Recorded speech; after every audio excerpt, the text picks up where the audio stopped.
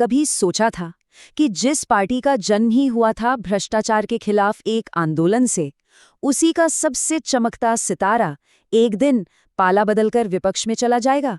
आज बात होगी भारतीय राजनीति के एक ऐसे भूचाल की जिसने कई कई सवाल खड़े कर दिए हैं। ये शब्द थे राघव चड्ढा के, ठीक उस दिन जब उन्होंने 15 साल पुराना साथ छोड़ा और एक नया राजनैतिक रास्ता चुन लिया। लेकिन क्या ये सिर्फ एक नेता का फैसला था, या इसके पीछे कोई बहुत बड़ी कहानी छिपी हुई है? चलिए मिलकर इस राजनैतिक पहेली की एक एक परत को खोलते हैं। देखिए, ये कोई मामूली घटना नहीं थी। एक नेता और उनके साथ साथ सांसद एक झटके में पाला बदल लिया। ये भारतीय राजनीति के इतिहास की अब तक की सबसे बड़ी संसदीय टूट थी। एक ऐसी घटना जिसने आम आदमी पार्टी की नींव तक हिला दी। तो इसे सिर्फ एक दल बदल कहना शायद नाकाफी होगा। ये तो एक सोची समझी बिल्कुल सटीक राजनीतिक चाल थी, एक तरह का पॉलिटिकल सर्जिकल स्ट्राइक जिसने रातों रात सारे समीकरण ही बदल डाले। तो सवाल ये है कि 24 अप्रैल 2026 को आखिर हुआ क्या था?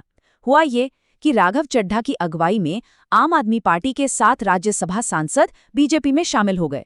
अब इस एक कदम का असर सिर्फ राज्यसभा के नंबरों पर नहीं पड़ा, बल्कि इसने दिल्ली और पंजाब की सियासत में भी एक नया चैप्टर ही शुरू कर दिया।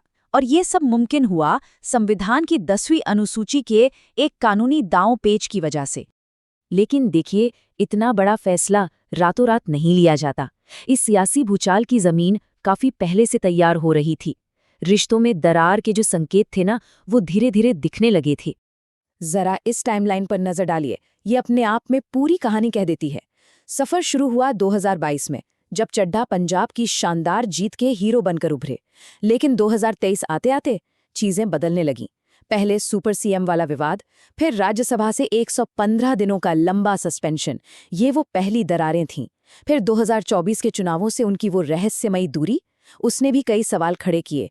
और फिर फरवरी 2025 में दिल्ली में पार्टी की बुरी तरह हार, और ठीक उसके बाद अप्रैल 2026 में उन्हें पद से हटा दिया जाना।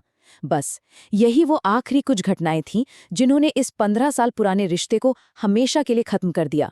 तो अब सीधा सवाल ये है कि इस बगावत की असली वजह क्या थी? आखिर ऐसी क्या नौबत आ गई कि राघव चड्ढा को 15 साल पुराना साथ छोड़ना पड़ा? असल में कोई एक अकेली वजह नहीं थी, बल्कि कई चीजें एक साथ हो रही थीं। पहली बात, चड्ढा का कहना था कि पार्टी अपने ही मूल सिद्धांतों से, यानी भ्रष्टाचार के खिलाफ लड़ाई से भटक गई है। दूसरी तरफ पार्टी के अंदर भी सब ठीक नहीं था। पंजाब के सीएम भगवंत मान और सीनियर लीडर संजय सिंह के साथ उनके मतभेद की खबरें लगातार आ रही थीं। फिर उन्हें राज्यसभा के डिप्टी लीडर के पद से हटा दिया गया, जो एक तरह से पब्लिक में बेइज्जती जैसा था।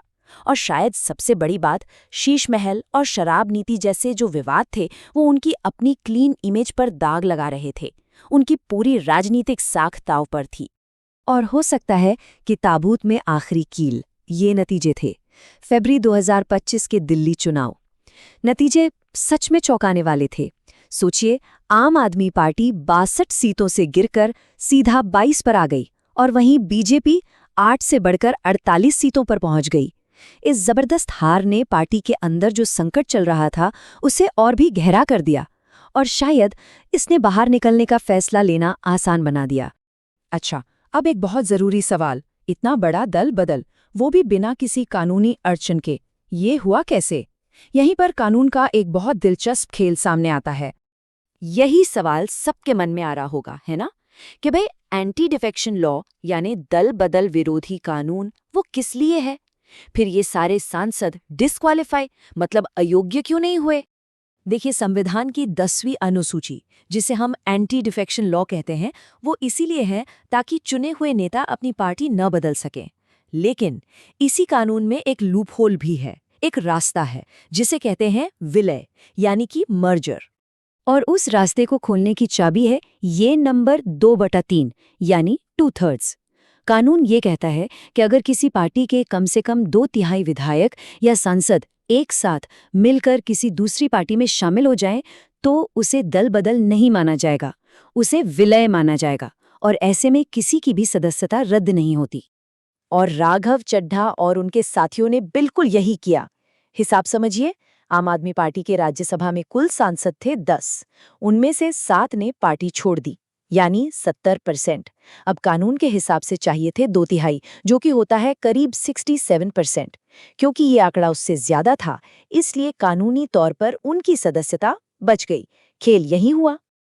तो चलिए अब बात करते हैं इस पॉलिटिकल भूकंप के आफ्टर शॉक्स की। इसके दूरगामी परिणाम क्या हुए, क्योंकि इसका असर सिर्फ पार्टियों पर नहीं पड़ा। सबसे पहला और सीधा असर तो राज्यसभा में दिखा। सत्ताधारी बीजेपी की ताकत ऊपरी सदन में और बढ़ गई, जिससे अब बिल पास कराना उनके लिए और आसान हो गया। दूसरा, पंजाब, जहां आम आदमी पार्टी की सरकार है, वहां के लिए एक बहुत बड़ा झटका है और 2027 के चुनावों के लिए एक बड़ी चेतावनी। लेकिन इन सबसे बढ़कर इस एक घटना ने एएपी की ईमानदार राजनीति वाली छवि को बहुत नुकसान पहुंचाया और वोटर्स के मन में एक गहरा सवाल छोड़ दिया कि क्या उनके वोट की वाकई कोई कीमत है। जाहिर है इस पूरी घटना पर दोनों पार्टियों की तरफ से बयानबाजी भी हुई। आम आदमी पार्टी ने इसे सीधे सीधे ऑपरेशन लोटस का नाम दिया और आरोप लगाया कि बीजेपी केंद्रीय एजेंसियों का गलत इस्तेमाल करके पार्टी तोड़ रही है। वहीं बीजेपी का कहना था कि ये नेता प्रधानमंत्री मोदी के विकसित भारत के विजन से प्रभावित होकर हमारे साथ आए हैं। लेकिन ये मामला सिर्फ 2 पार्टियों की खींचतान का नहीं है। ये घटना हमारे लोकतंत्र के लिए ही एक बड़ा सवाल खड़ा करती है। आखिर में सवाल यही बचता है कि जब एक वोटर किसी पार्टी और उसके उम्मीदवार को वोट देता है, तो वो सिर्फ एक वोट नहीं देता, वो अपना भरोसा देता है। लेकिन जब वही चुना हुआ नेता उस जनादेश को एक तरफ रखकर पाला बदल लेता है, तो क्या ये उस भरोसे के साथ एक धोखा नहीं है?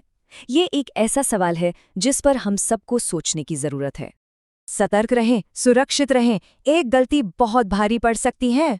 हम ऐसी ही वीडियो बनाते हैं ताकि आप जागरूक रहें और सुरक्षित रहें। अगर आपको ये जानकारी काम की लगी हो तो इस इन्फो वैली चैनल को सब्सक्राइब करके हमारा साथ जरूर दें। आपका एक सब्सक्राइब हमें और बेहतर वीडियो बनाने की ताकत देता है।